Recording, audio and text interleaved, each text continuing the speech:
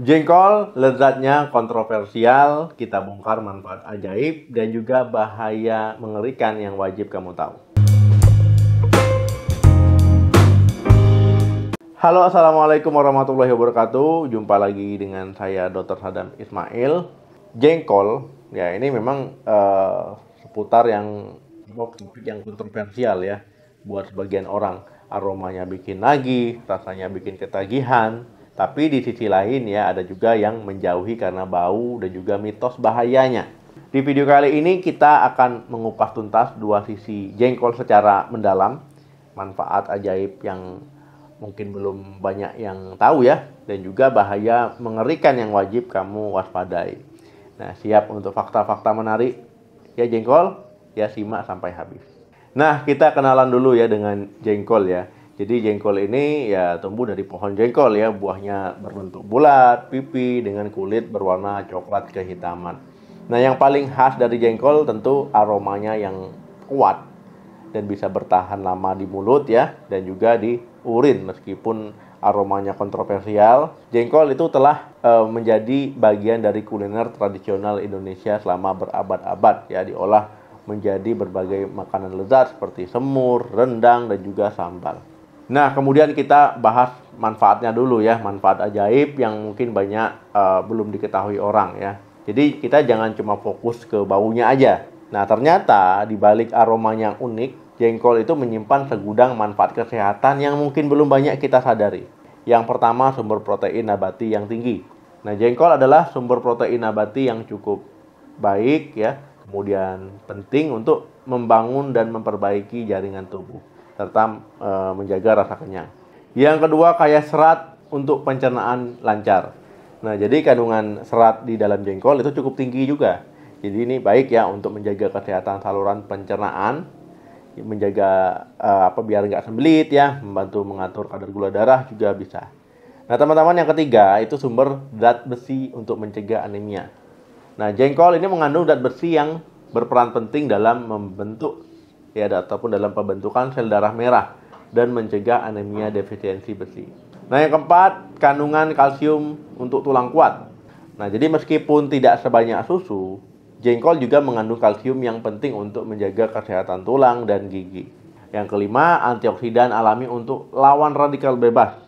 Nah, jengkol ini mengandung beberapa senyawa antioksidan yang membantu melindungi sel-sel tubuh kita dari kerusakan akibat radikal bebas yang terkait dengan penuaan dini dan juga masalah penyakit kronis.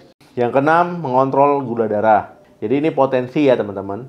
Beberapa penelitian awal menunjukkan bahwa senyawa dalam jengkol itu memiliki efek hipoglikemik ya, jadi membantu menurunkan kadar gula darah, tapi penelitian lebih lanjut pada manusia ini masih diperlukan. Yang ketujuh, potensi diuretik alami. Jadi jengkol ini teman-teman ya memiliki efek diuretik ringan ya. Jadi teman-teman nanti sering kencing untuk membuang kelebihan cairan dan garam dalam tubuh. Jadi wajib banyak minum nih ya, supaya nggak bau-bau amat nih kencingnya. Yang kedelapan, sumber vitamin B kompleks. Nah, jengkol ini juga mengandung beberapa jenis vitamin B kompleks ya. Jadi ini penting untuk metabolisme energi, fungsi saraf, dan juga kesehatan kulit.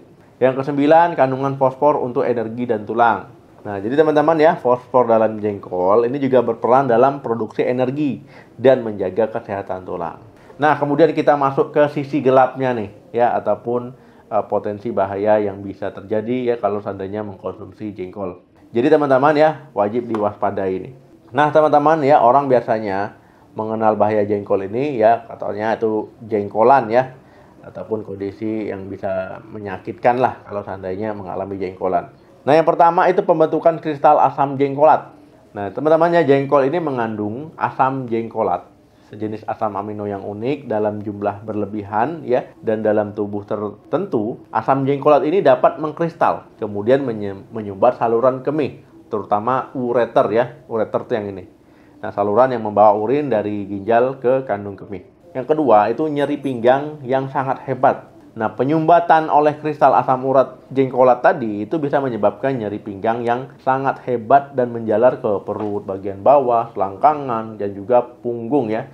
Jadi sakitnya ini luar biasa tak tertahankan dan datang secara tiba-tiba. Jadi kalau seandainya ada pasien yang mengalami serangan seperti ini ya, habis makan jengkol, wah itu bisa sampai guling-guling teman-teman. Yang ketiga, kesulitan buang air kecil. Jadi penyumbatan saluran kemih ya dapat menyebabkan kesulitan atau bahkan tidak bisa buang air kecil sama sekali. Nah, ini adalah kondisi yang sangat berbahaya karena urin yang seharusnya dikeluarkan itu bisa menumpuk di ginjal ya. Nah, yang keempat, kerusakan ginjal akut. Nah, jika penyumbatan tidak segera ditangani, penumpukan urin tadi itu bisa menyebabkan tekanan balik pada ginjal. Nah, jadi bisa merusak fungsi ginjal secara akut ya. Jadi kondisi ini bisa berakibat fatal ya kalau tidak mendapatkan penanganan yang cepat dan juga tepat. Yang kelima, mual dan muntah. Nah, jadi rasa sakit yang hebat tadi ya akibat jengkolan ya, itu biasanya sering disertai dengan mual dan muntah-muntah. Yang keenam, urin berwarna merah atau keruh. Nah, jadi teman-teman, adanya kristal asam jengkolat tadi dalam saluran kemih dapat menyebabkan iritasi dan juga perdarahan ya, perdarahan ringan sehingga urinnya berwarna merah ataupun keruh. Yang ketujuh, demam. Nah, dalam beberapa kasus ya jengkolan yang parah bisa disertai dengan demam. Nah, penting untuk diingat teman-teman ya, jengkolan adalah kondisi medis yang serius, jadi memerlukan penanganan yang tepat ya, segera. Kalau seandainya mengalami jengkolan, sebaiknya ya langsung bawa aja ke rumah sakit ya, ataupun ke UGD. Jadi jangan coba mengobati sendiri di rumah ya, kalau seandainya kena serangan jengkolan.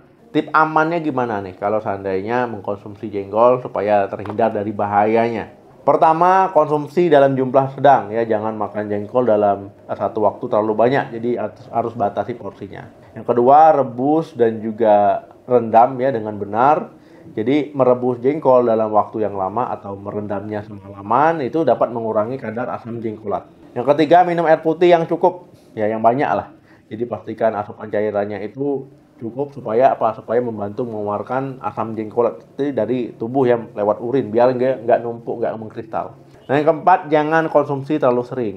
Jadi beri jeda ya kalau seandainya konsumsi jengkol ya, jangan sampai makan jengkol setiap hari, pagi, siang, malam, sore gitu ya. Nah, ini nanti jengkolan ujung-ujungnya. Yang kelima, perhatikan kondisi tubuh. Jika sedang mengalami ataupun memiliki riwayat masalah ginjal atau pernah mengalami jengkolan, sebaiknya batasi konsumsinya ya. Nah, kalau bisa dihindari. Kalau nggak bisa ya makan sewajarnya. Yang keenam, jangan makan jengkol mentah. Kenapa? Ya karena jengkol mentah itu kadar asam jengkolatnya lebih tinggi ya dibandingkan dengan yang dimasak. Yang ketujuh, variasi pengolahan.